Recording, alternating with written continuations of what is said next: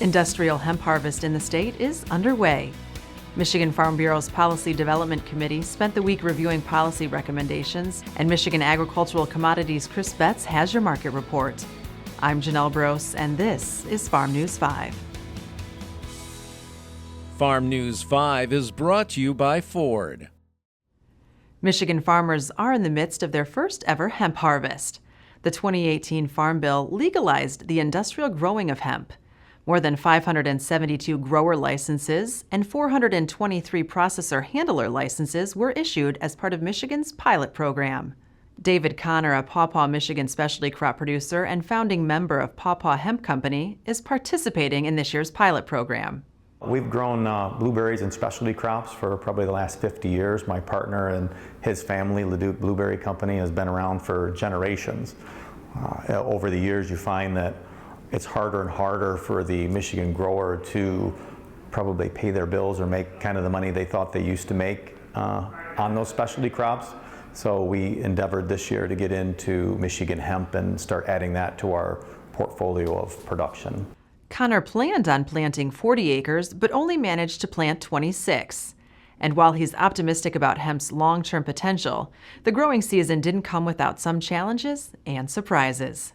We didn't anticipate a lot of field maintenance as far as weed control goes. We did not anticipate the amount of time and effort it would take to control the weeds until the plants got large enough to kind of overshadow their surrounding weed neighbors in the field. So that was a surprise, which was overcome with a lot of hard work and a lot of field work. Federal rules and guidance on the state's hemp plan may be released by the United States Department of Agriculture in time for the 2020 growing season. Connor believes they are prepared for any changes that may occur before they ramp up hemp production next year. This year was simply a test year with the production that we put in. Next year, as a sole farm, we plan on putting in 100 acres, but we anticipate building our farm collective model and having up to potentially 500 acres of production that will help funnel into the marketplace next year. Nothing potentially that will impact us that we haven't accounted for already. We know that the FDA is going to have some input on things. We know that there's going to be some production methodology that's going to probably trickle down from the state. But because we already do such a large-scale commercial production for specialty crops, food safety and things like that are already a part of our program, and we're implementing that into our hemp processing as well. Connor plans to sell his 2019 crop to out-of-state processors, but in the future may be able to sell local. Casey Yosen, founder and CEO of Total Health Company, a Southeast Michigan hemp processor, says they are in the early stages of building the state's first processing facility in an undisclosed mid-Michigan location. Yosen says they hope to be operational in the second quarter of 2020 and expect to process 70,000 pounds of biomass a day. Well, I'm from Michigan. Grew up here, born and raised, played hockey here my entire life, and I love the Michigan community here. Plus, it's all brand new, and I think we can really revitalize some of these communities that have maybe not gotten such a good shake out of the last 10, 20 years, and now this whole new industry can definitely bring some more jobs and opportunity, and also some great products that really help people. Following harvest, MDARD will be collecting and compiling data for a hemp production report to be released later this year. If you want a car from a company that's been building them for 115 years, get a Ford. If you want a car with driver assist technology, get a Ford. You're gonna want a Ford. Michigan Farm Bureau's Policy Development Committee huddled in Lansing this week to evaluate policies submitted by county farm bureaus for potential inclusion in the state annual meeting. As subcommittee chair of the Energy and Technology Committee, one item that I think is going to be very impactful for the state of Michigan is our discussion that we've had today regarding PFAS. PFAS is really a classification of chemicals that's been widely used for over a century in both industrial and residential uses. So if you think about things like fire retardants, non-stick coatings, protectants for carpeting, etc., it's been widely used, very useful. Unfortunately, we've now found that PFAS can tend to be very persistent in the environment, so it actually will bioaccumulate both in the human body and the natural environment.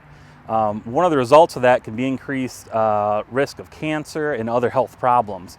So one of the things that we're trying to do as Michigan Farm Bureau is come up with good, sound scientific standards that we utilize to both identify the risks and identify the thresholds where PFAS can and cannot be safely used.